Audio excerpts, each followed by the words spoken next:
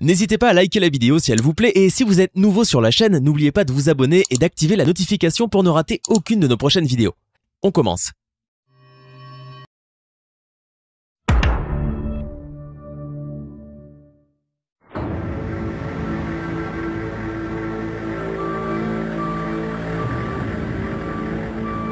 Certains s'en foutent, d'autres simplement mauvais. On a des types de 20 ans ici qui en sont à leur 5e peine. On a parlé de moi dans le journal quand j'avais 14 ans.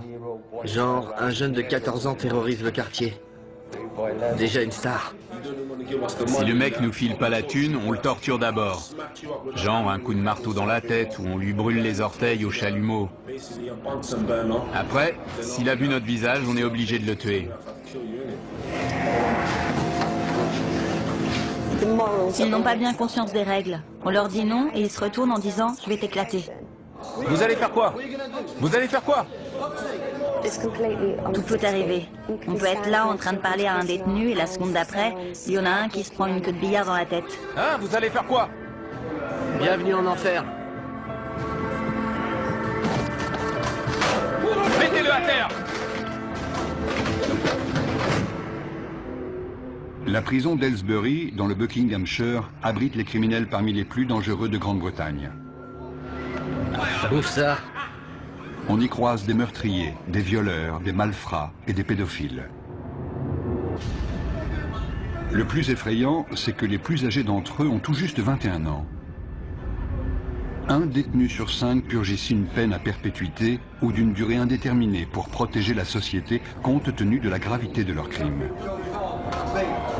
Pour garder le contrôle de la situation, les surveillants doivent faire preuve d'une vigilance permanente. Les chaussures? Mais ils doivent également aider ces jeunes à reconstruire leur vie brisée. Ils ne sont pas faciles à gérer. La plupart purgent de longues peines pour des crimes assez sérieux. Il faut tout reprendre à zéro. C'est difficile. On leur a appris qu'ils pouvaient faire tout ce qu'ils voulaient. Après s'être attirés des ennuis et s'être retrouvés devant la justice, ils atterrissent ici et on essaie de corriger ce que leur famille ou leurs amis leur ont enseigné. Certains nous poseront toujours des problèmes.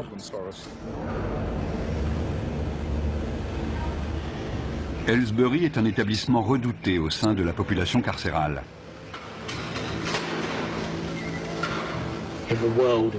Chez les détenus, la légende veut que Aylesbury soit la pire prison du monde. Quand vous arrivez, vous êtes accueilli par 5 matons baraqués, armés de matraques, et on vous assomme à la descente du bus. Ceux qui arrivent ont peur parce qu'on leur a dit qu'il y avait des problèmes de gang, des bagarres tous les jours, 4 à 7 par jour. Mais depuis un an, ça s'est un peu calmé. En revanche, quand un incident éclate, c'est généralement très sérieux. Ils utilisent des armes, des queues de billard, des armes artisanales, dans la gorge, dans la poitrine, sur le front. Il n'y a pas de règle. Et c'est rarement 1 contre 1. C'est plutôt 6 contre 1. Si le personnel n'intervenait pas, il pourrait y avoir des morts. Caspian Hogg est le dernier arrivé. Il a 18 ans. Après avoir été incarcéré dans un établissement pour mineurs, il a été envoyé ici en raison de problèmes disciplinaires. Asseyez-vous ici. Combien de fois avez-vous été incarcéré? 4 ou 5 fois. Ok. Quelle peine cette fois? 4 ans. 4 ans, d'accord. Avez-vous déjà pris de la drogue, de l'alcool ou autre produit assimilé? Ouais. Ok. Quoi précisément? Juste de la coke, du cannabis. Juste de la coke? Ouais. D'accord. Vous serez suivi par mademoiselle Morgan. Il y a des gangs dans votre quartier? Ouais. Vous faites partie de quel gang? Stratford Longside. D'accord. Vous avez des gangs rivaux? Ouais, les Farafield FMD. FMD? Ouais. Qu'est-ce qui vous oppose? C'est juste un gang rival avec qui on se frite en prison. En prison? Ouais, en prison. Donc c'est un gang de prison? Ouais. On est coincé toute la journée dans une cellule. On n'a rien à faire. Donc quand une baston éclate, c'est génial. Ça fait de l'animation. Ça fait passer la journée plus vite quand il se passe un truc. Dans le feu de l'action, on se bat pour survivre. Tu les défonces, ou alors c'est toi qui te fais défoncer. Moi, je me lâche. Si t'y restes, t'y restes. C'est comme ça.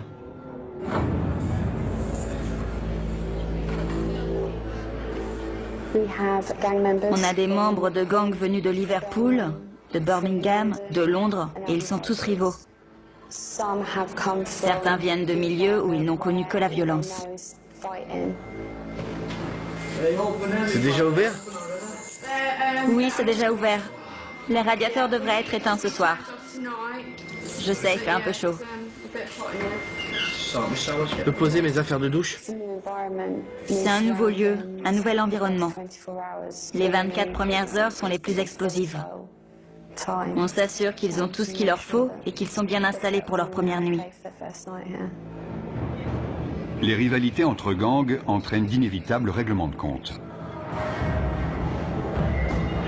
Les nouveaux venus sont particulièrement vulnérables, car ils n'ont pas encore de repères et doivent faire leurs preuves. Dès qu'un incident survient, une alarme est déclenchée. Pour éviter que la situation dégénère, les agents de sécurité interviennent rapidement. Vous êtes blessé? Non, non. Non? C'était quoi le problème? Rien. Allez! Non. C'était sûrement pas pour rien. Non. Ils sont juste venus là, vous frapper pour rien. Je sais ce qui s'est passé. C'est le nouveau qui vient d'arriver. Il s'est déjà battu la semaine dernière. C'était les représailles. Les deux se battaient. Les deux se sont donné des coups à la tête. Ils se disaient bonjour. Vous, ça va? Oui, ça va. J'ai pris un coup dans le sein. Et si ça se trouve, c'était son coude à lui.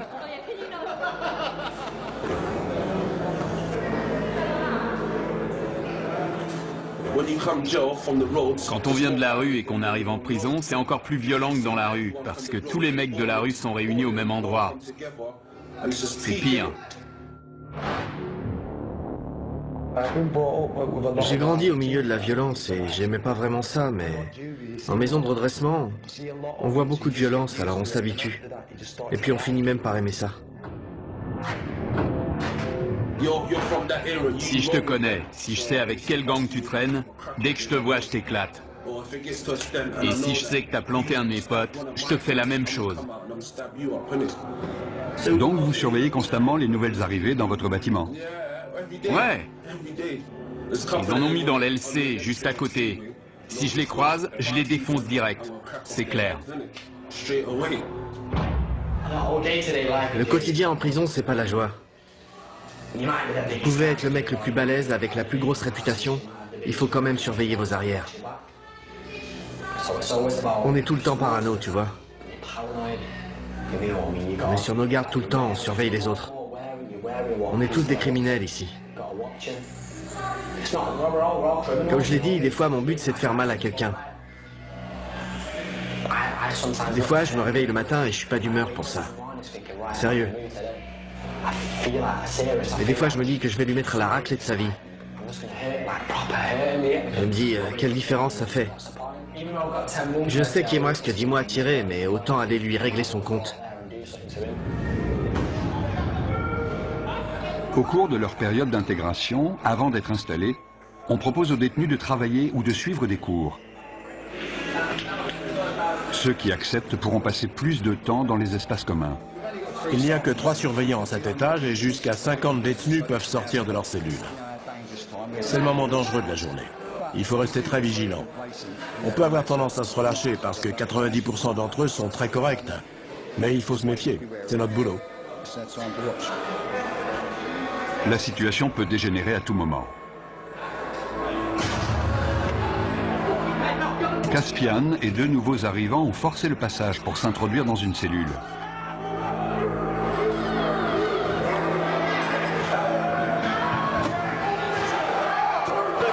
sont armés, ils sont 4.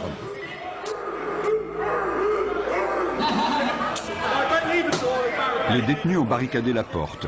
Les surveillants ne peuvent pas entrer. Je veux voir tous les détenus dans leurs cellules.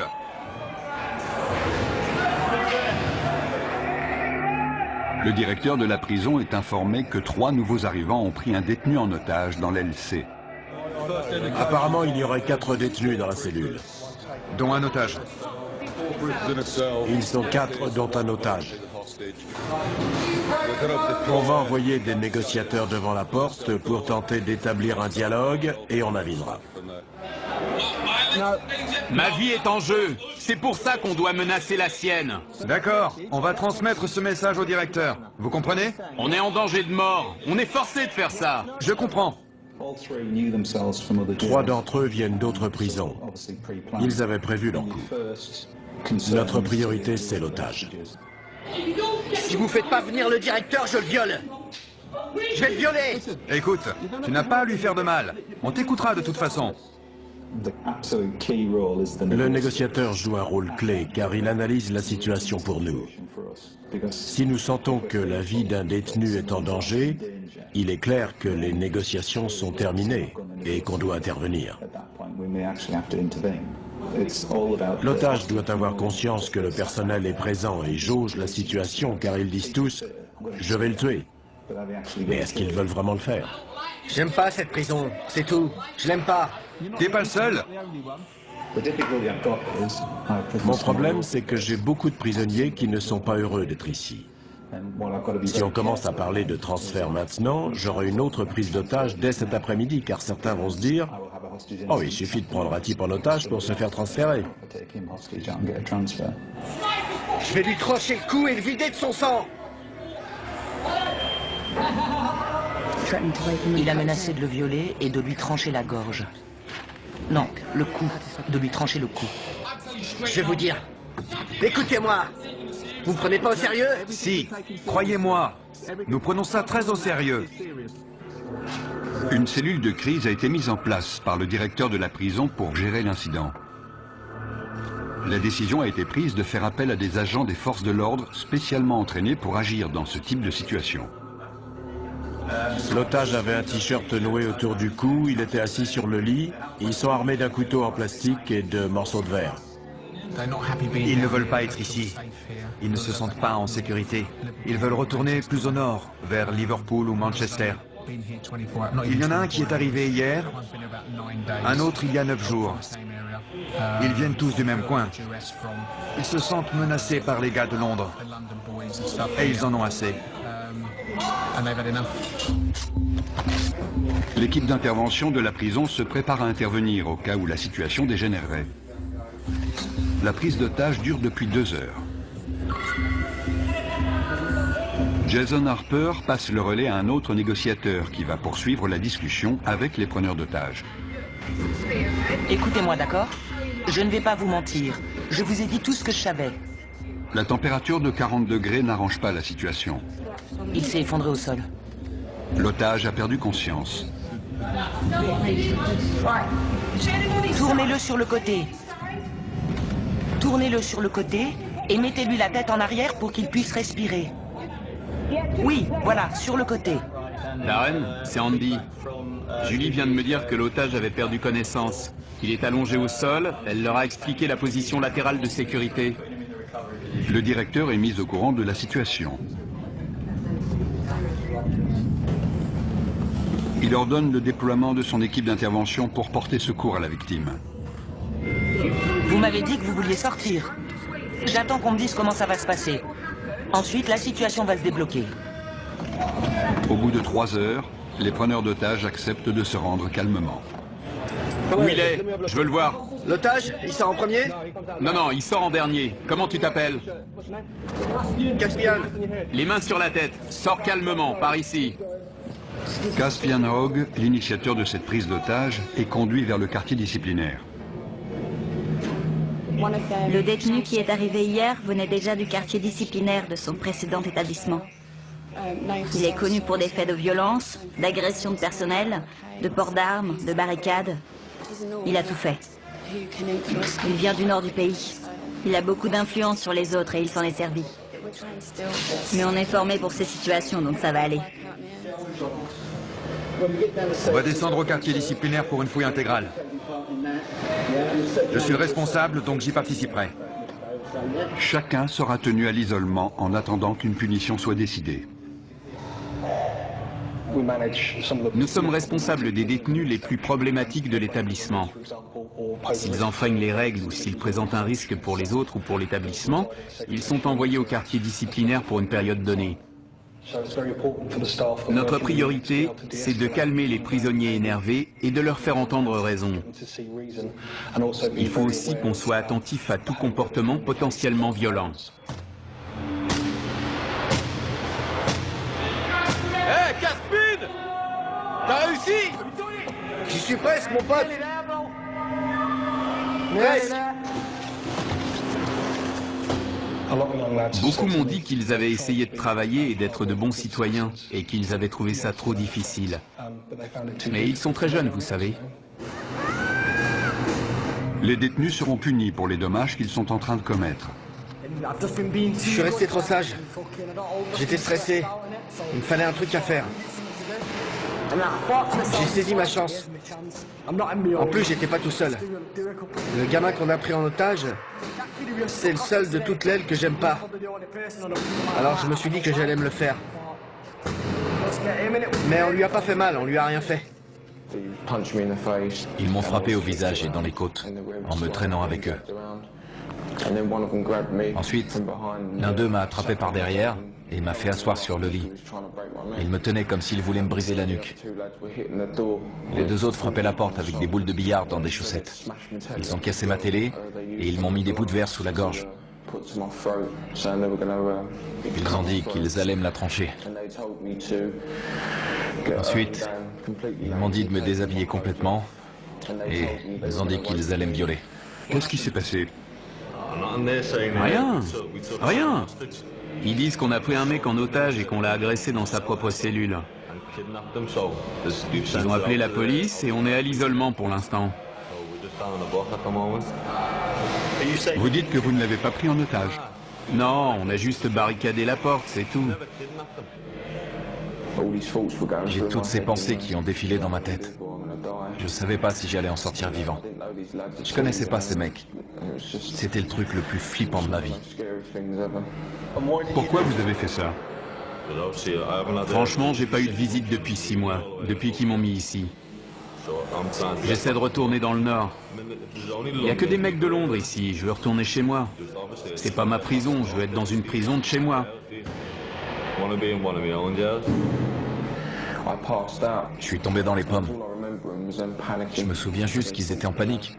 Ils croyaient qu'ils m'avaient tué. Si on continue les conneries, si on agresse les surveillants, ils nous transféreront. Ça va, Liam? Ouais, et vous? Pas trop mal. J'ai connu des jours meilleurs.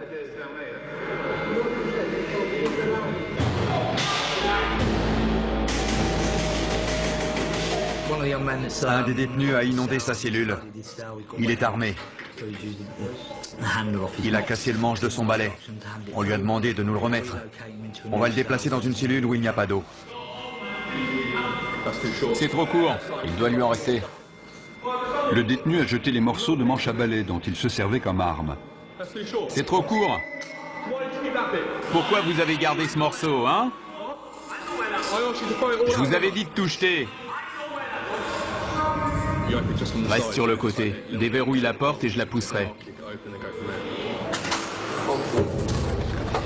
Reculez vers nous. Doucement.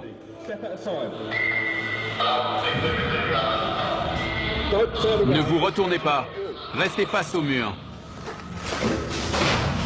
Le détenu n'a pas obéi et s'est retourné. À partir du moment où on ouvre la porte, les négociations sont terminées. Soit il se rend, soit on intervient. Arrêtez de bouger. Si vous faites pas ce que je vous dis, on devra de nouveau vous immobiliser. C'est compris? Ouais. Super, allez, debout. Tu lui maintiens la tête pendant qu'on le lève. Vous avez entendu? On tourne. On utilise la force que quand c'est nécessaire et de manière proportionnée, mais ça fait forcément mal. Fouille intégrale. Il va maintenant être fouillé intégralement au cas où il aurait dissimulé une arme.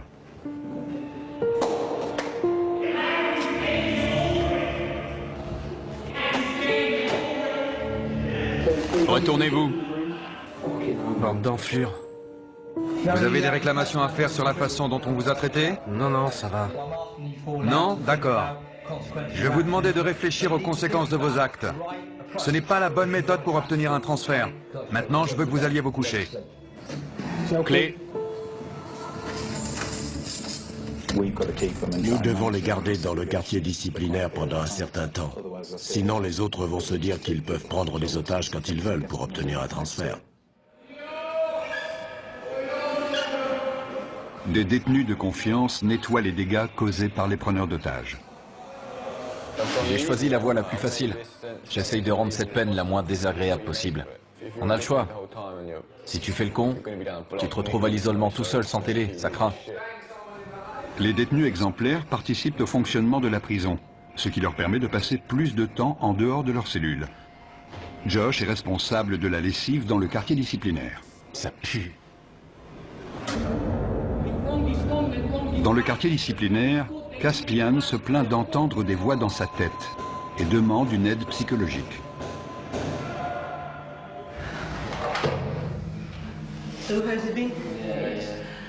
Je dois déterminer si vous êtes du genre manipulateur. Manipulateur? Si vous aimez titiller les gens et les énerver pour prendre l'avantage. Non, sérieux. Je risque de vous poser des questions qui vont vous énerver. Ouais. Vous avez le droit d'être en colère. Ce que vous n'avez pas le droit de faire, c'est être violent. Mais je suis un type violent, madame. Regardez mon dossier. Depuis mes 11 ans, je suis traîné de foyer en foyer et je suis incontrôlable. À 11 ans, j'ai arraché le torse d'un type avec mes dents. J'ai mordu une meuf à l'oreille. On a toujours dû me maîtriser.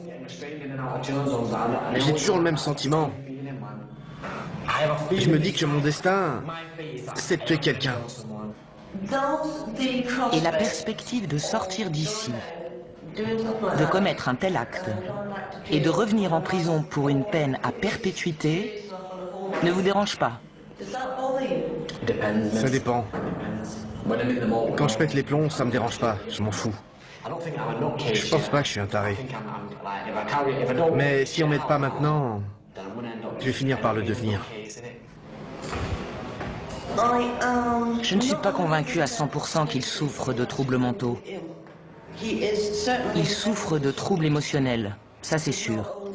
Car non seulement il a des pensées violentes, beaucoup de gens en ont, ce n'est pas idéal, mais ce n'est pas un drame, mais il prend plaisir à être violent, ce qui alimente ses pensées et ses fantasmes. Je pense que son comportement pourrait le conduire au meurtre.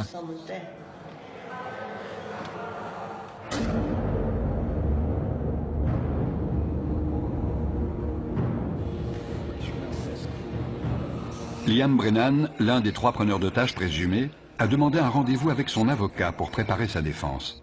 On voulait juste le choper dans sa cellule et fermer la porte.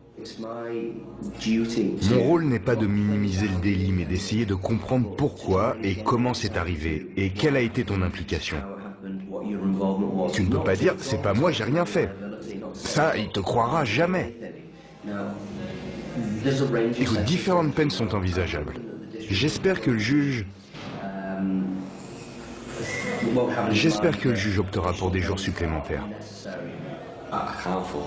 J'ai pas le droit à l'erreur. J'avais pas parlé à ma femme et à mon gosse depuis 1 an. Elle m'a recontacté il y a quelques jours et je lui ai dit que je sortirais le 11 décembre. Les services pénitentiaires ont décidé de ne pas poursuivre Liam. Il se retrouve donc en commission de discipline. Asseyez-vous, monsieur Brennan. Je suis juge, je n'ai aucun lien avec cet établissement, vous comprenez? Oui. Vous êtes représenté par monsieur Ahmad, c'est exact? Oui, monsieur le juge. Pouvez-vous vous identifier, s'il vous plaît? Jason Harper. Vous serez le témoin de cette affaire? Oui. Il est dit que le 29 mai, vous avez retenu une personne contre son gré. Coupable ou non coupable? Non coupable. Monsieur Ahmad? Qu'avez-vous vu monsieur Brennan faire exactement? Il a passé beaucoup de temps à la porte avec moi pour m'expliquer leurs intentions. Je ne veux pas parler à votre place, mais si je comprends bien, il n'a pas menacé ni brutalisé d'une quelconque façon la victime. C'est exact. Lorsque vous étiez dans la cellule, avez-vous exprimé clairement votre désir de coopérer avec... Vous orientez l'accusé? Oui, monsieur le juge. Ne le faites plus. Vous connaissez la loi et la notion de complicité. C'est comme le chauffeur du véhicule qui attend les braqueurs de banque. Il se rend coupable de vol même s'il n'a pas pénétré dans la dite banque. Monsieur Brennan n'a apparemment eu aucun contact physique avec ce détenu qui était apparemment séquestré. Avez-vous vu les autres retenir la victime? Je n'ai vu personne le retenir. Quelle était la taille de la cellule? Petite, c'est une cellule de prison. J'ai du mal à croire que vous n'ayez rien vu. Ça me paraît inconcevable. Ou alors il ne s'est rien passé. Parce que sinon vous l'auriez forcément vu. C'est ça que vous me dites? Je dis pas qu'il s'est rien passé. Je dis juste que j'ai rien vu. Je regardais de l'autre côté. Vous avez entendu Monsieur Harper. Je lui ai parlé pendant un long moment. Il est très clair pour moi que vous étiez tous les trois complices dans cet incident et je n'ai aucune hésitation à vous déclarer coupable. Je vous impose 32 jours de détention supplémentaire. Vous avez tout compris? Oui, j'ai compris. Cette procédure est terminée, merci. Pourquoi n'a-t-il pas été mentionné que la victime avait été dénudée et menacée de viol? Ça m'a surpris. Ouais, ça m'a étonné aussi. C'est mon jour de chance. L'agression n'a pas fait l'objet d'une poursuite pénale car la victime a eu trop peur pour témoigner. Dans le quartier disciplinaire, tous les privilèges, y compris la télévision, sont retirés.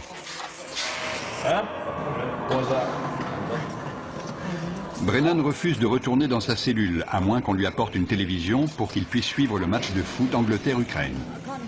Je ne vous entends pas. Vous savez quoi? Quoi? Je suis coincé ici 2 semaines sans télé, donc je m'en fous de m'attirer des ennuis. Liam, je ne veux pas que vous restiez ici plus longtemps que nécessaire, car vous êtes quelqu'un de bien. C'est vrai. Je peux vous proposer des activités, de la peinture, ou alors vous pouvez demander des cours. Moi? Demander des cours?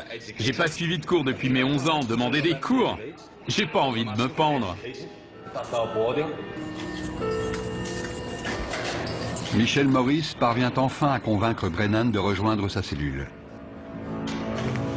Pour sa participation à la prise d'otage, Caspian est condamné à 38 jours de détention supplémentaire. Caspian, c'est votre dernière chance d'obtempérer. J'ai dit non. Les surveillants tentent de le raisonner, mais il refuse de retourner dans sa cellule.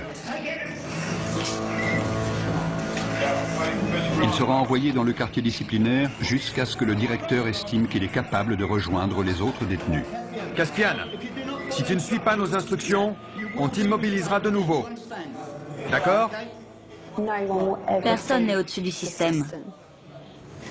Il y a des règles, des procédures, des lois à suivre, que vous soyez un détenu ou un surveillant. Personne n'est au-dessus de ça. Debout. Debout. Caspian, par ici. Il n'y a qu'à l'extérieur qu'on peut considérer ces jeunes de 18 ans comme des adultes. Beaucoup n'ont pas la maturité d'un adulte. Ils sont très influençables et peuvent s'attirer des ennuis. Entre là-dedans. Je vais demander à l'infirmière de venir te voir. S'ils me remettent avec les autres, je vais vous dire la vérité. Je vais faire mal à quelqu'un. Sérieux, je déconne pas. S'ils me remettent là-bas, je vais choper un de ces connards et je vais le défoncer comme il faut. Je suis sérieux. J'ai l'impression d'avoir une double personnalité. Tout m'énerve, tout le monde m'énerve. J'aimerais parler à quelqu'un, mais j'ai la tête en vrac. J'ai l'impression qu'elle est énorme.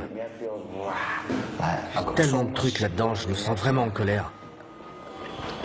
Je suis en rogne. Il y a certains détenus que je n'aimerais pas voir libérés avant très longtemps. Parfois, on travaille avec eux simplement pour les aider à gérer le fait qu'ils sont en prison. Mais je n'ai jamais rencontré de détenu que je ne pensais pas pouvoir aider à répondre à son environnement de façon plus positive.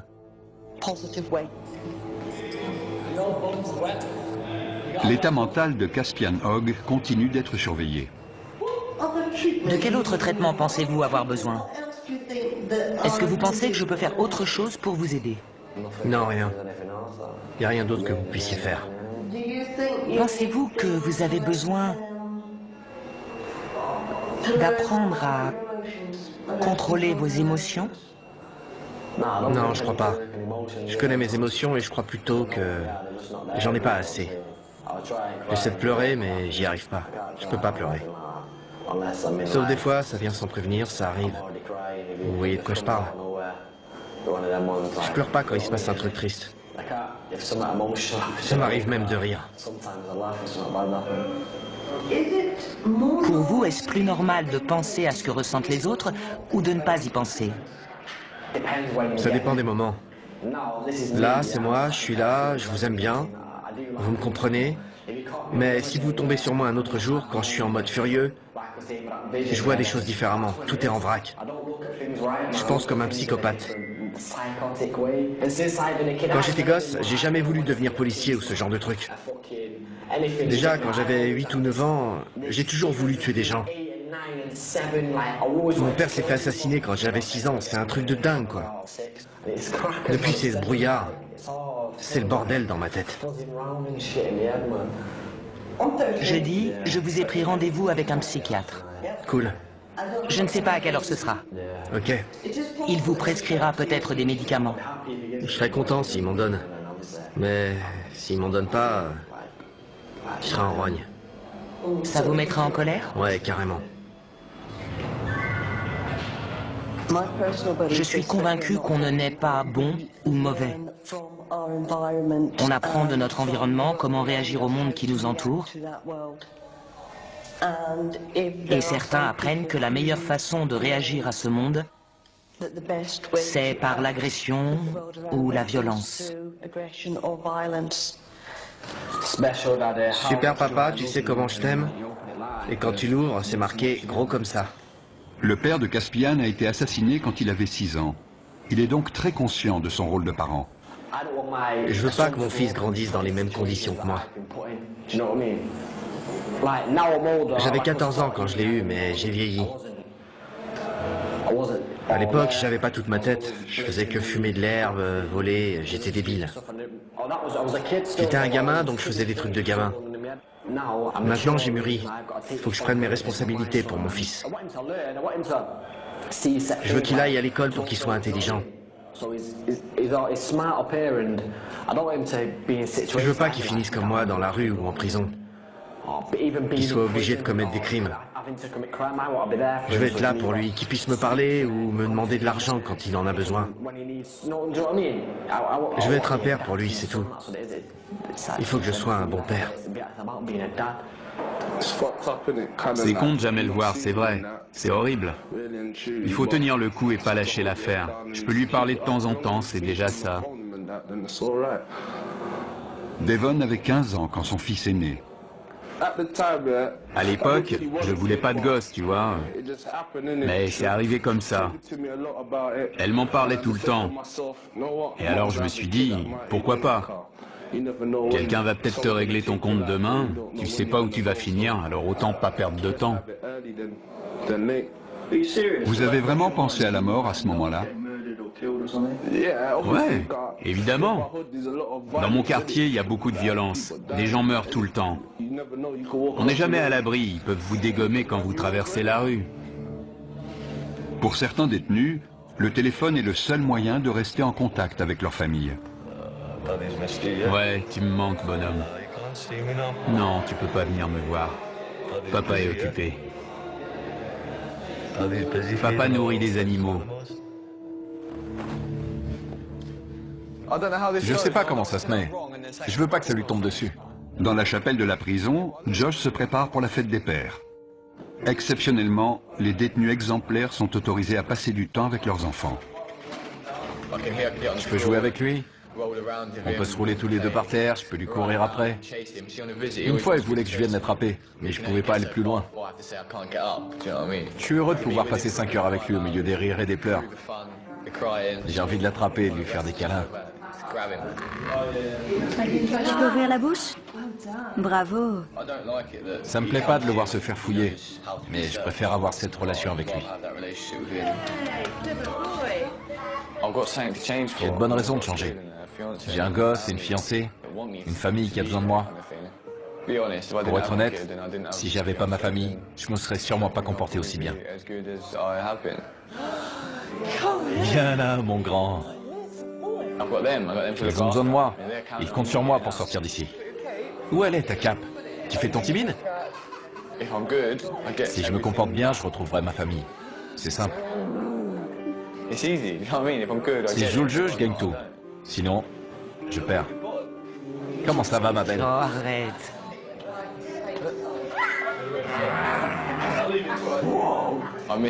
J'ai manqué ses premiers pas, ses premiers mots. La première fois qu'il a tapé dans un ballon, je ne l'ai jamais emmené au parc. Je ne l'ai jamais réveillé de sa sieste. Maintenant, il va sur les toilettes, il me dit qu'il est grand. C'est toutes ces petites choses. J'ai tout manqué. Je veux être là pour le border le soir, pour me réveiller avec lui. La nuit, il vient dormir avec sa maman. Je veux être là quand il fait ça.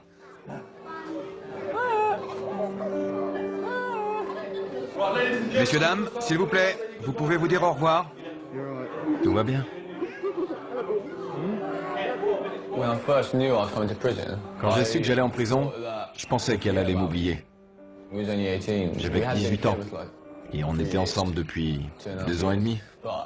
C'est un vrai test pour des adolescents, de rester fidèles et loyaux. Quand on est en prison, on ne pense qu'à ça. Il faut pouvoir compter sur quelqu'un de confiance pour traverser ça. Sinon, on craque. Je pourrais être là toutes les nuits à imaginer qu'elle me trompe. À plus. Je t'aime.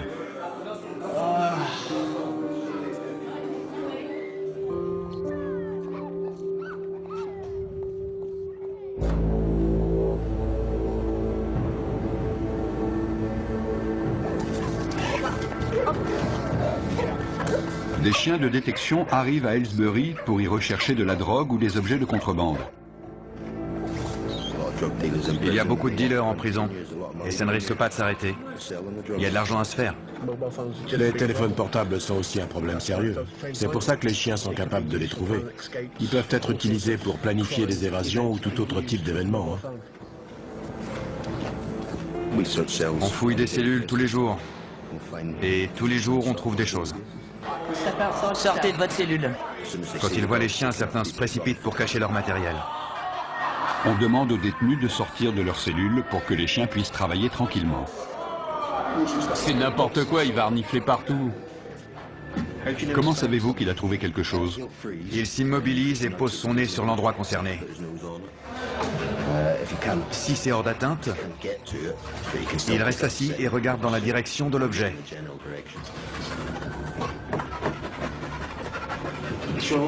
Il a l'air très intéressé par la fenêtre.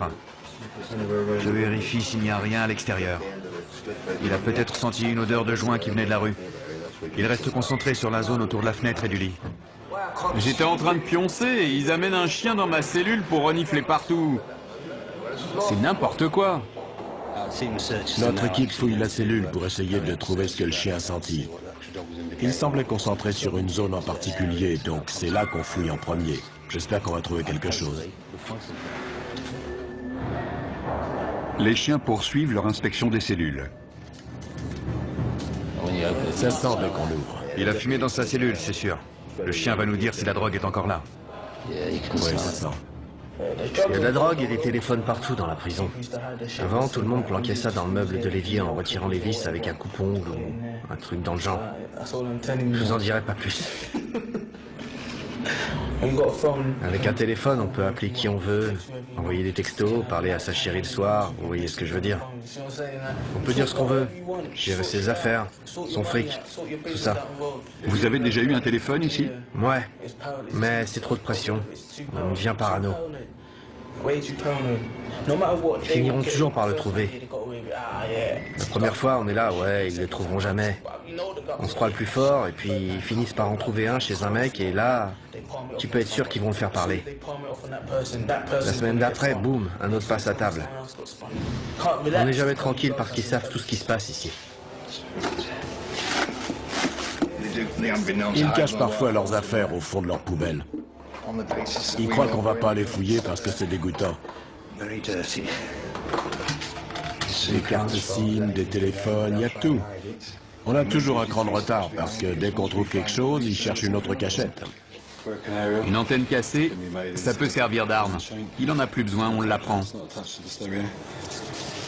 Ils aiment regarder des images, évidemment. Je veux pas savoir ce qu'il fait avec ça.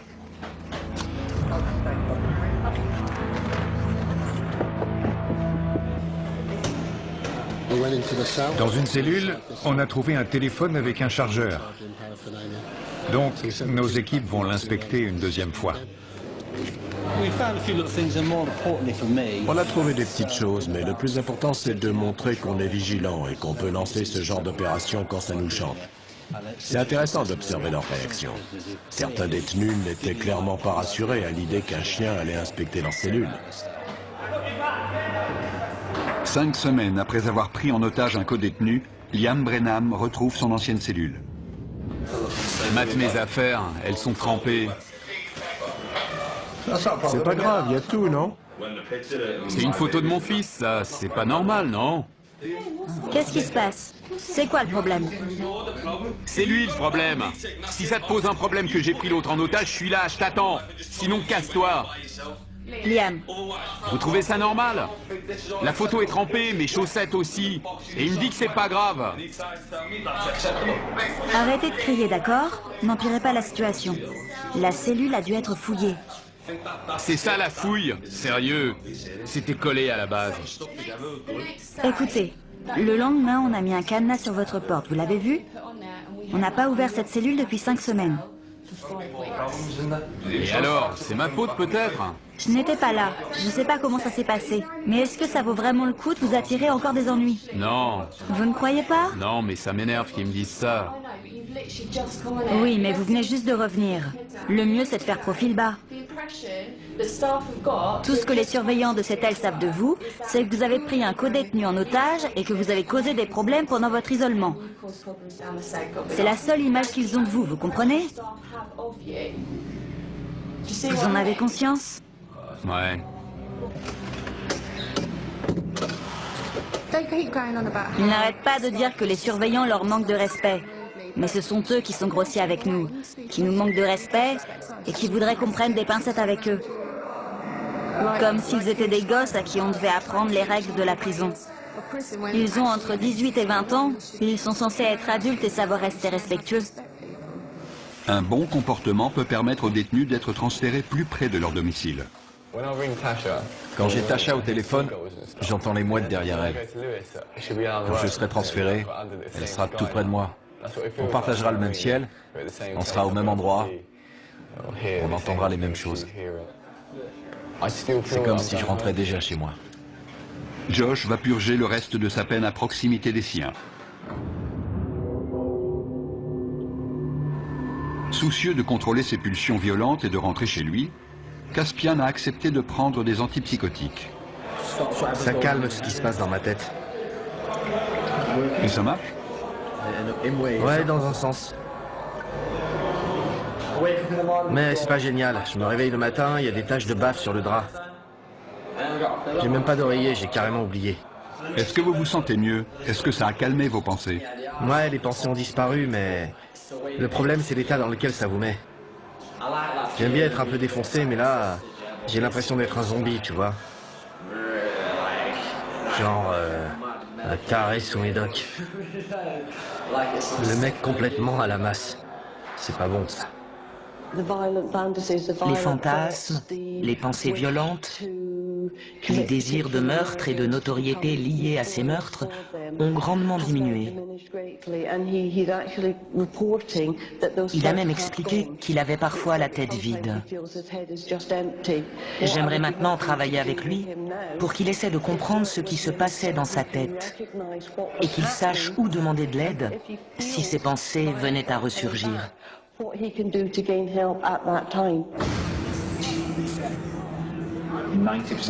90% des détenus que nous accueillons ici vaquent à leurs occupations et font ce qu'on leur demande.